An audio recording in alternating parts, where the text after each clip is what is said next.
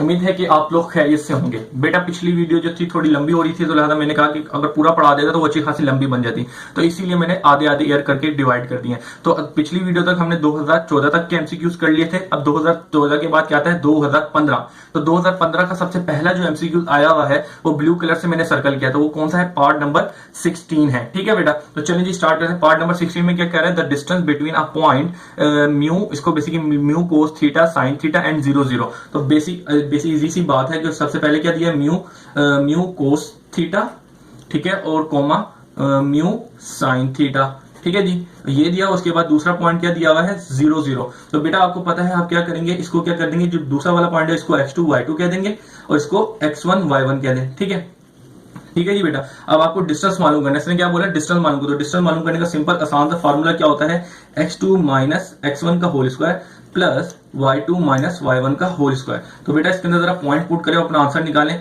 Simple 0 minus mu cos theta का whole square, ठीक है, और माइनस का whole square plus 0 minus mu sine theta का होल स्क्वायर। ठीक है बेटा, अब जरा देखिएगा 0 0 0 खत्म हो जाएगा, 0 से मैं माइनस करूंगा तो माइनस म्यू कोस थीटा का होल स्क्वायर ही मेरे पास आएगा। ठीक है बेटा, जरा इधर आ जाए तो यहाँ पे भी 0 खत्म हो जाएगा और म्यू साइन स्क्वायर का होल थीटा आ जाएगा। अब ये जो स्क्वायर इनके ऊपर भी आएगा, स्क्वायर इसके ऊपर भी आएगा, तो ये आगे जरा देखिएगा किसमें कन्वर्ट हो जाएगा, ये स्क्वायर के ऊपर आया और ये स्क्वायर कोस के ऊपर आ गया। इसी तरीके से यहाँ पे जो था स्क्वायर इसके ऊपर भी आया और साइन के ऊपर भी आया। अब कुछ बच्चे कह रहे हैं सर ये माइनस कहाँ चला गया, बेसिकली ऊपर पावर स्क्वायर थी इसलिए वो खत्म हो गया। ठीक है बेटा, चलें जी अब आगे जरा देखिए आगे क्या होगा। इसके अंदर जरा देखिएगा म्यू दोनों के अंदर कॉमन है, म्यू स्क्वायर, तो म्यू स्क्वायर को मैंने जैसे ही कॉमन लिया तो cos square theta plus sine square theta बच गया मेरे पास। ठीक है, तो जरा अब आगे देखिएगा, अब आपको आगे क्या करना है, यहाँ पे म्यू स्क्वायर ऐसे कैसे रहेगा। अब यहाँ पे एक फार्मूला आप लोगों ने पढ़ा होगा अपने मैट्रिक क्लास के अंदर, cos square theta plus sine square theta किसके बराबर होता है, 1 के बराबर। तो आपने सिंपल 1 लिख दिया। अब 1 को म्यू स्क्वायर से मल्टीप्लाई करें तो ये म्यू स्क्वायर ही आएगा। अब स्क्वायर से स्क्वायर रूट करके सिंपल आपके पास म्यू आ जाएगा। दिस इज अ डिस्टेंस, तो म्यू को आपने सिंपल टिक कर देना है। तो जरा देखें म्यू यूनिट यानी कि म्यू आपका आंसर आएगा। चलें जी अब क्या करेंगे, ये वाला पार्ट जो था आपको उम्मीद है कि समझ आ गई होगी। अब हम आगे चलते हैं। अब अगला पार्ट क्या आया है 2015 के अंदर, वो आया है पार्ट नंबर 17। तो पार्ट नंबर 17 के अंदर क्या कह रहा है जरा देखते हैं। ठीक है, रीड करते हैं। इसमें कह रहा है the slope of vertical line. अच्छा जी, अब मुझे जरा बताएं आपको वर्टिकल लाइन क्या होती है। पहले मैं ग्राफ बना लेता ताकि आपको आसानी रहे। वर्टिकल लाइन हम इसको हमेशा ऐसी लाइन को कहते हैं। तो वर्टिकल लाइन आप इसको ड्रॉ कर दें तो आपको पता है the slope of vertical line क्या होती है, इन्फिनिटी होती है। ये बात आपको याद होगी, मैंने पढ़ाई भी है, बताया था। ठीक है, तो आपने सिंपल इन्फिनिटी को टिक कर देना, ये टिक कर दिया। ठीक है बेटा, चलें जी अब कौन सा आया हुआ है, पार्ट नंबर 19 आया हुआ है। तो पार्ट नंबर 19 सबसे पहले लिख लेता हूं। ठीक है, अब जरा रीड कर लेते हैं। If a slope of a line is -2, ठीक है, स्लोप दिया हुआ है, इसके अंदर कह रहा है -2 है, and Y axis, Y intercept is 3, Y intercept यानी कि सी हो जाएगा कांस्टेंट 3 हो गया। ठीक है, तो find the equation of a line. Basically इसके अंदर एक स्लोप दिया हो और इंटरसेप्ट फॉर्म दिया, तो यहाँ पे स्लोप इंटरसेप्ट फॉर्म की इक्वेशन लगाएंगे, क्या होती है, y equal to m x plus c. तो इसके अंदर वैल्यू पुट कर दें, क्या होगा, y ही रहेगा, एम क्या दिया है -2, तो -2x हो जाएगा, और प्लस सी कितना दिया आपको 3। ठीक है बेटा, तो सिंपल आपने वैल्यू पुट कर दी। जरा अब इसको सीधा करके लिख लें जिस तरीके से आपको दी हुई है, ये माइनस का इधर जाके प्लस का हो जाएगा। ठीक है बेटा, तो ये प्लस का 2x हो गया, प्लस y ऐसी रहेगा, और ये प्लस के इधर जाके माइनस का हो जाएगा, इज इक्वल टू 0। तो आपने ये इक्वेशन बन जाएगी इन दो पॉइंट से। तो लिहाजा ये वाला आपका आंसर होगा। तो देख लें यही आंसर दिया 2x प्लस y -3। तो आपने सिंपल इसको टिक करके दे देना है। ठीक है बेटा, यहाँ पे आपके 2015 के भी एमसीक्यूज खत्म होते हैं। चलें जी 2015 के बाद क्या आता है 2016। तो 2016 के एमसीक्यूज करते हैं। तो 2016 के लिए नया पेज, उसके ऊपर हेडिंग डालते हैं सबसे पहले 2016। ठीक है, तो 2016 में सबसे पहला एमसीक्यूज क्या है वो पढ़ लेते हैं। पार्ट नंबर 8 आया हुआ है। तो पार्ट नंबर 8 में क्या कह रहा है जरा देखें। इसमें कह रहा है the slope of straight line, ठीक है, स्लोप बताओ the straight line which bisect the first and the third quadrant. ठीक है, अच्छा जी बेटा, आपको स्लोप बताना है उस लाइन का जो बाइसेक्ट करिए first and the third quadrant. इसको समझने के लिए आप जरा यहाँ पे देखिएगा, ये चीज मैंने आपको पहले नहीं समझाई तो जरा समझिएगा बेटा। ये एक्स एक्सिस, ये वाई एक्सिस, ये एक्स एक्सिस। ठीक है, आपको पता है इसको हम फर्स्ट क्वाड्रेंट कहते हैं, ये सेकंड क्वाड्रेंट होता है, ये थर्ड क्वाड्रेंट होता है, और ये फोर्थ क्वाड्रेंट होता है। ठीक है बेटा, अब इसमें क्या कह रहा है, अ straight line which bisect the first and third quadrant. First ये रहा और थर्ड क्वाड्रेंट ये रहा, इसको क्या करिए बाइसेक्ट करिए। बाइसेक्ट का मतलब बिल्कुल बीच से काट रही है, ठीक है बेटा। तो इसका मुझे क्या बताना है, स्लोप बताना है। तो स्लोप मालूम करने के लिए सबसे पहले अब यहाँ पे जो चीज करेंगे वो जरा देखना है, इस लाइन का आपको स्लोप बताना है। किस लाइन का, जो फर्स्ट क्वाड्रेंट और थर्ड क्वाड्रेंट को काट रही है। तो बेटा एक मुझे ये बताएं, यहां से लेके यहां तक का एंगल कितना होता है, ये 90 का एंगल होता है, ठीक है, यहां से लेके यहां तक का। लेकिन इसको आपने बाइसेक्ट कर दिया, यानी बाइसेक्ट का मतलब बिल्कुल आधा कर दिया है। तो आप 90 को 2 से डिवाइड करेंगे, यानी 90 का आधा करेंगे, तो आपके पास जो एंगल आ रहा होगा वो आ रहा होगा 45, ठीक है, ये आ गया 45 एंगल आ गया। तो सिंपल आपको इस लाइन का जब स्लोप मालूम करना है, तो स्लोप मालूम करने के जब आपको एंगल दिया जाए तो आप क्या कर लेते हैं, टेंजेंट थीटा ले लेते हैं। तो यहाँ पे जो आपने जब फर्स्ट और थर्ड एंगल को बाइसेक्ट किया, तो यहाँ पे आपके पास जो एंगल बना वो क्या बना, 45 बना, ठीक है बेटा। वो कैसे बना कि इनके वाई एक्सिस और एक्स एक्सिस और वाई एक्सिस के दरमियान में कितना एंगल होता है, 90 का। जब आपने इसको बाइसेक्ट किया तो बेटा यहाँ पे जो बाइसेक्ट करेंगे तो 90 का हाफ हो जाएगा। बाइसेक्ट का मतलब ये होता है कि बिल्कुल आधा काट देना उसको, ठीक है, डिवाइड कर देना बीच से। तो लादा 90 को आधा करेंगे, आपके पास 45 बनेगा। तो ये जो एंगल बनेगा 45। तो लादा अब आपको एंगल उसका स्लोप मालूम करना है। तो स्लोप मालूम करने के लिए जो अब जब आपको एंगल दिया जाए तो सिंपल आप फार्मूला यूज करते हैं टेंजेंट थीटा। तो आप टेंजेंट 45 लिख दें, क्योंकि आपके पास एंगल 45 है। तो यहाँ पे जरा देखें, टेंजेंट 45 किसके बराबर होता है, 1 के बराबर होता है, ठीक है बेटा। उम्मीद है ये बात आपके क्लियर होगी क्योंकि ये मैंने बात पहले नहीं समझाई थी। चलें जी, ये बेसिकली आपके चैप्टर नंबर 2 के एक्सरसाइज में भी हुआ हुआ है, आपने किया होगा जब आपने सोल्व किया होगा। अगर नहीं किया तो आपको यकीनन समझ आ गई होगी। तो सिंपल हमने कौन सा किया था, पार्ट नंबर 8। तो इसका आंसर नंबर 1 जो है इसको टिक कर देंगे। देखा इन्होंने 1 को टिक किया हुआ, ये देखिएगा 1, ठीक है बेटा। चलें जी, अब अगला पार्ट करते हैं, पार्ट नंबर 12। पार्ट नंबर 12 के अंदर क्या बात कर रहा है जरा देखते हैं। इसमें कह रहा है the point of concurrency of a median at the triangle is called, इसको क्या कहते हैं, ये वाला पॉइंट आपने पढ़ाया था, ये याद करो, 2 डेफिनेशन बताई थी। तो वो क्या होती है, मीडियन की जो इंटरसेक्शन होती है कॉन्करेंसी, उनको हम क्या कहते हैं, सेंट्रोइड कहते हैं, ठीक है। तो देखिएगा सेंट्रोइड को ही टिक किया हुआ है, ठीक है बेटा। तो ये डेफिनेशन आपको याद होनी चाहिए। चलें जी, अब आगे चलते हैं। अब इसके अलावा और कोई भी ब्लू मार्कर से सर्कल नहीं हुआ, इसका मतलब वो चैप्टर नंबर 12 का नहीं है। तो 2016 के बाद क्या आएगा, 2017। चलें जी, 2017 की एमसीक्यू स्टार्ट करते हैं। इसका जो आंसर था वैसे सेंट्रोइड था, ठीक है, आपने लिख लेना सेंट्रोइड। चलें जी, अब 2017 पे आ जाते हैं। 2017 की सबसे पहले हेडिंग डालते हैं, ठीक है। सबसे पहला एमसीक्यू देखें 2017 में क्या कह रहा है। इसमें कह रहा है every linear equation represented a straight line. Simple सी बात है, ये आपको याद करना है। एवरी लीनियर का मतलब बिल्कुल स्ट्रेट लाइन नहीं होता है, ठीक है ना, लीनियर का तो उसको क्या कहेंगे, स्ट्रेट लाइन ही कहेंगे। सिंपल सी बात है, आपने इसको टिक कर देना, ये तो एक याद करने वाली बात है। चलें जी, अब आगे चलते हैं बेटा। अब पार्ट नंबर हम लोगों ने 3 कर लिया, इसमें तो सिंपल एक डेफिनेशन थी। अब आते हैं पार्ट नंबर 5 पे। पार्ट नंबर 5 में क्या कह रहा है, the measure of the angle, आपको एंगल मालूम करना है from a line with a slope 3 to the line with a slope 5, ठीक है। अब ये वाली बात समझ लें कि क्वेश्चन नंबर पार्ट नंबर 5 में क्या कह रहा है, 2 लाइनें हैं L1 और L2, ठीक है बेटा।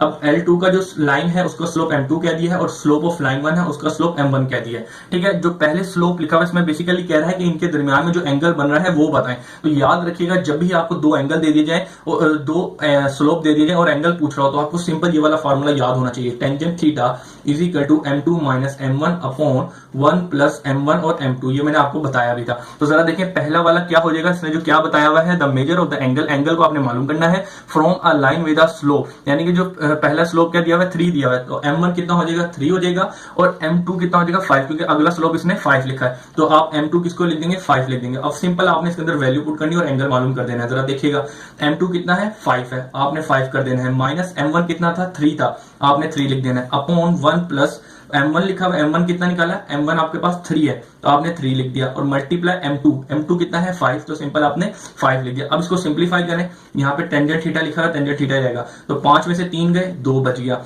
ठीक है जी। 1 प्लस अब 3 मल्टीप्लाई बाय 5 कितना होगा, 3 5 दा 15, ठीक है बेटा। अब जरा आगे देखिए, 2 अपॉन, अब 15 प्लस 1 कितना हो गया, 16, ठीक है। 15 में 1 जमा किया, 16 हो गया। अब 2 को मैंने 16 से काटा तो मेरे पास क्या आया, 1/8 आ गया, ठीक है बेटा। तो जरा मुझे बताएं, आपको यहाँ पे क्या मालूम करना था, एंगल मालूम करके देना था। तो लादा टेंजेंट जो था ये थीटा था, यहाँ पे क्या लिखा हुआ था, tangent theta is equal to 1/8 आया। आपको टेंजेंट नहीं मालूम करना था, आपको थीटा मालूम करके देना था। तो लादा आप क्या करेंगे, टेंजेंट का इनवर्स कर देंगे, तो क्योंकि आपको एंगल मालूम करके देना, तो टेंजेंट इनवर्स 1/8 के बराबर आ जाएगा। ठीक है बेटा, दिस इज योर आंसर। अब जरा देखिए यही आंसर उन्होंने टिक किया हुआ है, जरा देखिएगा इन्होंने ये आंसर गलत टिक किया हुआ है। 3/5 नहीं बनेगा, मैंने आपको बता दी, ये फार्मूला फॉलो करते हुए हम इससे सोल्व करेंगे। ठीक है बेटा, तो जरा देखिएगा आपका आंसर जो बन रहा है टेंजेंट इनवर्स 1/8 बनेगा। ठीक है, आपने इसको टिक करना है, ये गलत किया हुआ इन्होंने। ठीक है, चलिए जी यहाँ पे ये भी एमसीक्यू को सही कर लिएगा। चलिए जी अब आगे चलते हैं। अब अगला पार्ट कौन सा दिया है, पार्ट नंबर हमारे पास आया हुआ है 7 आया, तो पार्ट नंबर 7 के लिए नया पेज ले लेते हैं।